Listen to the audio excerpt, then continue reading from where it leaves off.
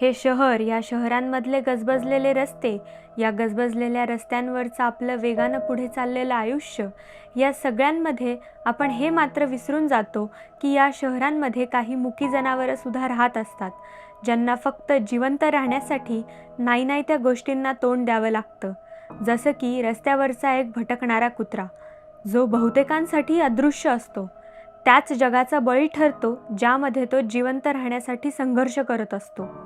ही केवळ एका कुत्र्याची कथा नाही, हे जगभरातील लाखो रस्त्यावरील कुत्र्यांच्या जीवनाचे प्रतिबिंब आहे आणि प्राण्यांवरील होणाऱ्या अत्याचाराच्या मोठ्या समस्येचा एक छोटासा भाग आहे, जी अनेकदा दुर्लक्षित केली जाते. भटक्या कुत्र्यांना भुकेमुळे कचराकुंडीत किंवा उघड्या जागी टाकलेल्या प्लास्टिकच्या बरण्यांमध्ये डोकं घालावं लागतं. त्यामुळे त्यांचं डोकं अडकण्याची शक्यता वाढते. अनेकदा लोक खाण्याच्या कंटेनर किंवा बरण्या योग्य प्रकारे फेकत नाहीत, त्यामुळे भटक्या प्राण्यांना त्या सहज मिळतात आणि त्यात ते अडकतात. काही प्लास्टिकच्या बरण्यांची रचना अशी असते की एकदा कुत्र्याने त्यात डोकं घातलं की ते परत सहज बाहेर येत नाही. भटक्या कुत्र्यांना प्लास्टिकच्या बरण्यांमध्ये अडकण्यापासून वाचवायचे असेल तर कचऱ्याची योग्य विल्हेवाट, भटक्या प्राण्यांना सुरक्षित अन्न उपलब्ध करून देणे आणि लोकांमध्ये जागरूकता निर्माण करणे आवश्यक आहे. जर प्रत्येकाने आपल्या परिसरात थोडी काळजी घेतली तर अनेक निरपराध प्राण्यांचे जीव वाचू शकतात. एवढंच नव्हे तर कुत्र्यांना बऱ्याच वेळा अपघातांना सामोरं जावं लागतं, ज्यातून त्यांना गंभीर दुखापत होते. या अपघातांचं कारण म्हणजे जोरात येणारी वाहनं. कुत्रे रस्त्यावर अचानकपणे धावू लागतात, ज्या कारणाने वाहन चालकाला प्रतिक्रिया द्यायला फारसा वेळ मिळत नाही. हॅलो, माझं नाव सौरभ पन्हाळे. मी होप फॉर पॉज फाउंडेशनमध्ये व्हॉलंटियर आहे. सो आमचा एक 100 लोकांचं व्हॉलंटियर ऑर्गनायझेशन आहे, रजिस्टर्ड NGO. आणि आम्ही बेसिकली भटकी जनावरं, कुत्रे, गाई, मांजरी वगैरे त्यांच्यासाठी आम्ही काम करतो. सो या ह्याच्यात म्हणजे आता मला एक अराउंड 5 वर्ष तर आरामात झाली आणि त्या 5 वर्षात भरपूर केसेस आम्ही स्वतःहून बघितल्यात आणि अनुभवल्यात ॲनिमल क्रुएल्टीच्या, ॲनिमल अब्यूजच्या. सेकंड वुड बी, जर कोणी डॉग इंज्युअर्ड आहे किंवा त्याला काही डिसीज झालाय, लोकांना दिसतंय की तो लंगडतोय, त्याला लागलाय, कोणी हेल्प करायला पण जात नाही, काही नाही करत. इनफॅक्ट उलटं आम्ही खूप हे बघितलंय की ज्यात लोक ऍक्च्युली त्यांना मारतात. म्हणजे जस्ट बिकॉज काही डॉग्स रात्री भुंकतायत आणि मला झोप येत नाहीये म्हणून मी जाऊन लाठींनी मारतोय, दगडांनी त्यांना मारतोय.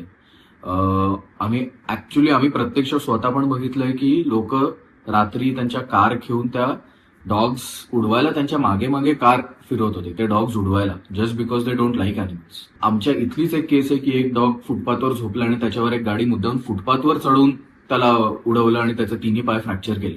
पेट्सच्या ह्याच्यात पण आम्ही ऑब्झर्व केलंय की लोक पेट्स घरी आणतात, पण काही लोक असतात ते ॲनिमल लव्हसाठी आणत नाही, ते एक एंटरटेनमेंट म्हणून त्यांच्याकडे बघतात. मग त्यांना माहीत पण नसतं त्यांच्याशी कसं वागायचं, कसं सांभाळायचं. त्यांना कोंडून ठेवतील, त्यांना मारतील, हे खूप होतं. सो इन जनरल आमच्या अशा पण केसेस आहेत की जस्ट बिकॉज ते डॉग्स आहेत आणि ते कुठेही काहीतरी घाण झाली किंवा ते कुठेही खात आहेत वगैरे, त्या ह्याच्याने ते नको, मला माझ्या एरियामध्ये ते नको म्हणून त्यांना पॉयझन केलं. आम्हाला कळलं की अशी केस आहे, आम्ही ऍडमिट केलं, त्या डॉग्सला वाचवलं.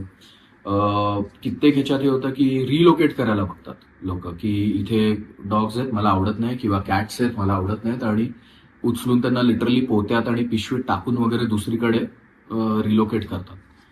ते ऍक्च्युली, आणि हे कळत नाही लोकांना की दिस इज इलिगल. म्हणजे गव्हर्नमेंट इंडियन पिनल कोडमध्ये हे इलिगल आहे, रिलोकेट करणं किंवा पॉयझनिंग किंवा व्हायलन्स किंवा इनफॅक्ट जे फीडर्स आहेत त्यांना त्रास देणं आणि त्यांना फीडिंग नाही करून देणं, हे पण ऍक्च्युली इलिगल आहे.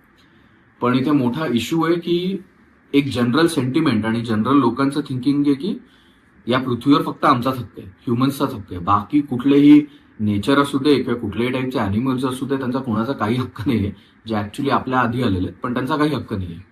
आणि ते जे ॲटिट्यूड आहे ना, ते खूप चेंज करायला पाहिजे. आणि तिथे तो एक सिम्पथी आणि एम्पथी फॅक्टर जो आहे तो सगळ्यांमध्ये आला पाहिजे. आणि तो जर असेल तरच ॲनिमल क्रुएल्टी वगैरे थांबेल. आणि maybe one good step would be to start with kids. लहान मुलांना शाळेत ते शिकवणं किंवा घरी त्यांच्या आईबाबांनी वगैरे ते शिकवणं, ते खूप इम्पॉर्टंट आहे. की ते मोठे होऊन will have a better generation that what we have.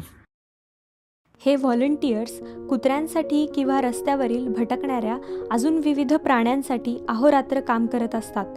कुत्र्यांना विविध संसर्गजन्य आजारांपासून वाचवण्यासाठी त्यांचं लसीकरण करणं, काही लोक कुत्र्यांना त्रास देतात, मारतात, अशा या लोकांकडून कुत्र्यांचा बचाव करणं, कुत्र्यांना जिथे जखम, दुर्लक्ष, अत्याचार, परित्याग किंवा अपघातांमुळे तातडीची मदत आवश्यक असते, तिथे हे व्हॉलंटियर्स अर्ध्या रात्रीसुद्धा हजर असतात.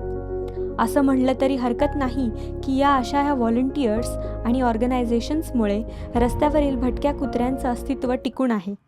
मी डॉक्टर सलोनी जोशी, मी वेटरनरी सर्जन आहे.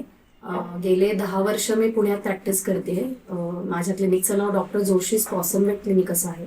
सो माझ्याकडे प्रायमरीली मी डॉग्स आणि कॅट्स हे 2 कंपॅनियन ॲनिमल्स जे आहेत त्यांची इथे ट्रीटमेंट होते. सो मी युजली कॅट आणि डॉग चे बेसिक जे मेडिकल किंवा सर्जिकल गायनेकोलॉजिकल प्रॉब्लेम्स आहेत ते जास्त करून इकडे बघते.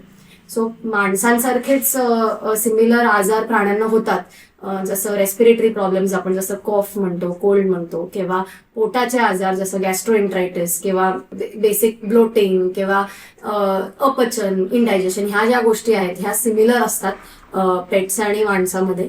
सायकोलॉजिकल प्रॉब्लेम्सही आता पेट्सना होतात, जसं की अँझायटी, स्ट्रेस, डिप्रेशन, त्याचे सुद्धा आम्ही केसेस बघतो आणि ते कन्सल्टेशन आम्ही प्रोव्हाइड करतो.